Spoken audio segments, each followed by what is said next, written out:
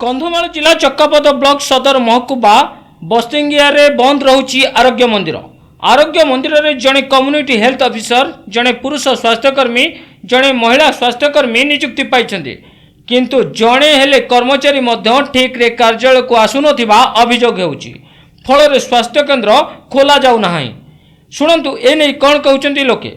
मो ना नर्तम कर बस्तिंगा ग्राम रो गुडे गाँव रो आमे होछु चकबाद सदर हेड रे अछु। वर्तमान आम ए मेडिकल टी बहुत दिन हेलानी उद्घाटन होई कर मध्य बहुत रोगी आउछन्ति, हेले मध्य कोनोसी समय खोला रहउनी। बहु रोगी जाक फेरी जाउछन्ति एवं बहुत दूरिया रो मध्य चकाबाद वर्तमान के दिन लानी बंद होई किना रहउछि। स्टाफ आसन्ति, स्टाफ केवल 3 जण आछन्ति, किंतु रोगी माने बहुत समस्या रे पड़छन्ति। सेति न खोला बाजो बहुत रोगी फेरी जाउछन्ति। अनेक से चकाबाद ब्राह्मणबाद जाउछन्ति, नतुबा टिकाली बहुत दूर को जाउछन्ति।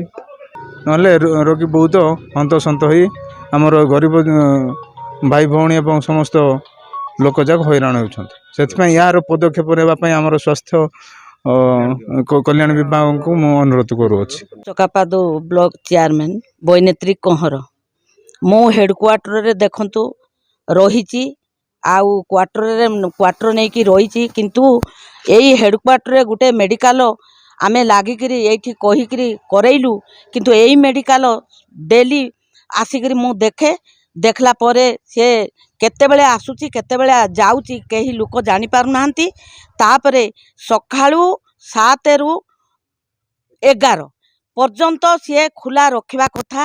ए रोड रे एइटा एबे नेशनल रोड हेची, किंतु एटा भुवनेश्वर डायरेक्ट जाउची। ए रोड रे जदी कोनोसी घटना दुर्घटना हेई पारे जदी बोले एठी हठात मेडिसिन टिके पाई पारु नाहंती लुके। लोक माने चकापाद देई बदला को बाहरी दसपला, कंटिलो, गणिया, नयागढ़ और भुवनेश्वर को जाती।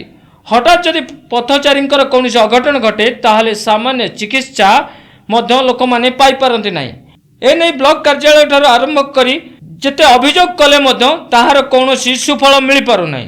एठारे स्वास्थ्य सेवा निहाती जरूरी होई पड़िथिबा बेले आरोग्य मंदिर खोलिबा सह कार्यरत कर्मचारी विरुद्ध रे दृढ़ कार्यानुष्ठान ग्रहण लगी जिला मुख्य स्वास्थ्य अधिकारी निकट रे दाबी करिसेंती बस्तिंगिया अंचलवासी। आपण मदर निजे देखि पारुथे, मु आपण देखौची चाबी पड़िछि।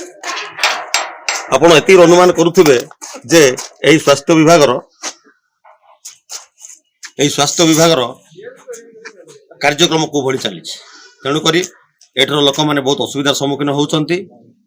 एटा होची एही रास्ता देई चकाबाद एक तीर्थ स्थान एवं चकाबाद देई बदला बाहरिछि। दसपल्ला, गणिया, नयागढ़, भुवनेश्वर को एही रास्ता देकी समस्त पथचारी माने जाती एवं जनसाधारण जाती।